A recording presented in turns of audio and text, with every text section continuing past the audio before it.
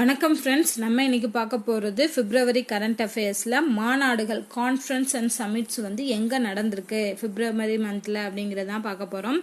First பார்த்தீங்கன்னா சர்வதேச நறுமண பொருள் மாநாடு. ஸோ நறுமண பொருட்களுக்கான மாநாடு வந்து 4வது மாநாடு வந்து ஹைதராபாத்தில் நடந்திருக்கு. ஸோ ஹைதராபாத்தில் சர்வதேச நறுமண பொருட்களின் மாநாடு நடந்திருக்கு. இதோட தீம் என்னன்னு பார்த்தீங்கன்னா மாற்றங்களின் சவால்கள், மதிப்பு சங்கிலியை மறுவரையறை செய்தல் அப்படிங்கிறதான் ஹைதராபாத்தில் நடந்த சர்வதேச நறுமண பொருட்கள் மாநாட்டோட தீம். அடுத்து பார்த்தீங்கன்னா 2வது மாநாடு வந்து சிறைச்சாலை வடிவமைப்பிற்கான 1வது தேசிய மாநாடு. ஸோ இதுதான் ஃபர்ஸ்ட் டைமாக நடக்குது. இது வந்து ஆந்திராவில் உள்ள விசாகப்பட்டினத்தில் நடந்திருக்கு. சிறைச்சாலை வடிவமைப்பிற்கான 1வது தேசிய மாநாடு. அடுத்த மாநாடு மிக முக்கியமான மாநாடு, ஆசியான் அமைப்போட இந்திய இளைஞர் மாநாடு. ஆசியான் இந்தியா இளைஞர் மாநாடு இது வந்து 2வது பதிப்பு நடந்திருக்கு. இதை எந்த மாநிலத்தில் நடந்திருக்குன்னா அசாம் மாநிலத்தில் நடந்திருக்கு. ரொம்ப முக்கியம். ஸோ அசாம் அப்படின்னு ஞாபகம் வச்சுக்கோங்க. ஆசியான் அசாம் அப்படின்னு. இதோட தீம் என்னன்னு பார்த்தீங்கன்னா இணைப்பு, பகிர்ந்து கொள்ளும் செழுமைக்கான பாதை. ஸோ ஆசியான் இணைப்பு இளைஞர் மாநாடு வந்து அசாம் மாநிலம் அப்படிங்கிறத ஞாபகம் வச்சுக்கோங்க. அடுத்து பார்த்தோம் அப்படின்னா டெக்னோடெக்ஸ் 2019 அப்படிங்கிறது. ஸோ டெக்ஸ்ட்னாலே டெக்ஸ்டைல்ஸ் அப்படிங்கிறது வரும். ஸோ ஜவுளித்துறை அமைச்சகம் அறிமுகப்படுத்தினதான் இந்த டெக்ஸ் அப்படிங்கிற கான்ஃபரன்ஸு. ஸோ இது வந்து மும்பையில் நடந்திருக்கு. அதே மாதிரி இன்னொன்று வந்து இந்த பெட்ரோடெக் அப்படின்னு ஒன்று வரும், அது பின்னாடி பார்ப்போம். அடுத்து பார்த்தீங்கன்னா ஆசியா எல்பிஜி மாநாடு. எல்பிஜி மாநாட்டோட 2வது பதிப்பு புதுடெல்லியில் நடந்திருக்கு. ஸோ இது யாரை துவங்கி வச்சாங்க அப்படின்னு பார்த்தீங்கன்னா மத்திய பெட்ரோலியம் மற்றும் இயற்கை எரிவாயுத்துறை அமைச்சராக இருக்கக்கூடிய தர்மேந்திர பிரதான் அவர்கள் தான் இந்த மாநாட்டை துவங்கி வச்சிருக்காரு.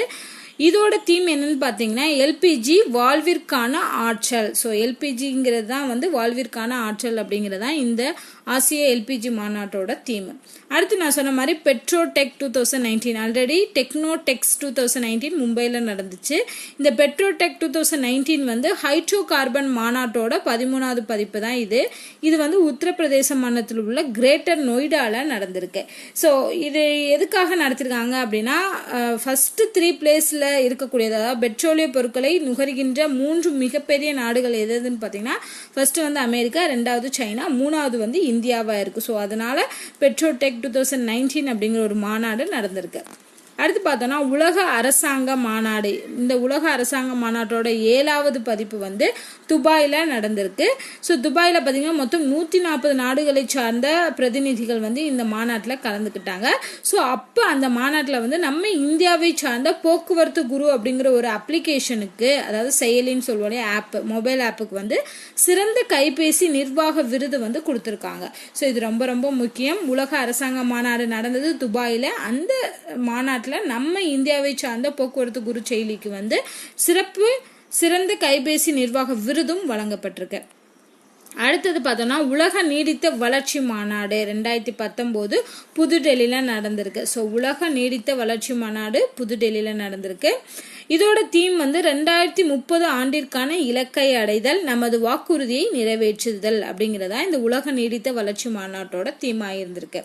அடுத்து தொடக்க கல்வி ஆசியா 2019 அப்படிங்கிற மாநாடு, தொடக்க கல்வி மாநாடு. ஸோ இது பார்த்தீங்கன்னா ராஜஸ்தான் மாநிலத்தை சார்ந்த ஜெய்ப்பூரில் நடந்திருக்கு.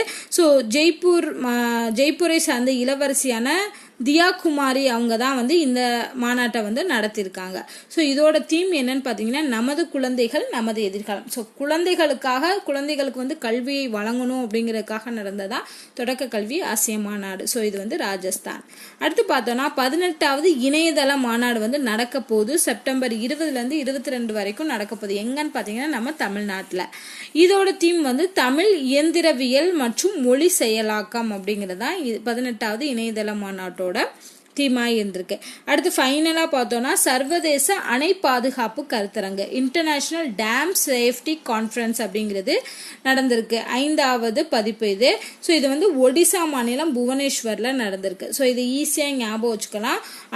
அணை வந்து உடஞ்சிருச்சு அப்படின்னு ஞாபகம் வச்சுக்கோங்க. உடஞ்சிருச்சுன்னா ஒடிசா அப்படின்னு உடஞ்சிருச்சு அப்படிங்கிறது ஞாபகம் வச்சுக்கலாம். ஸோ அணை பாதுகாப்பு கருத்தரங்கு வந்து ஒடிசா மாநிலம் புவனேஸ்வரில் நடந்திருக்கு.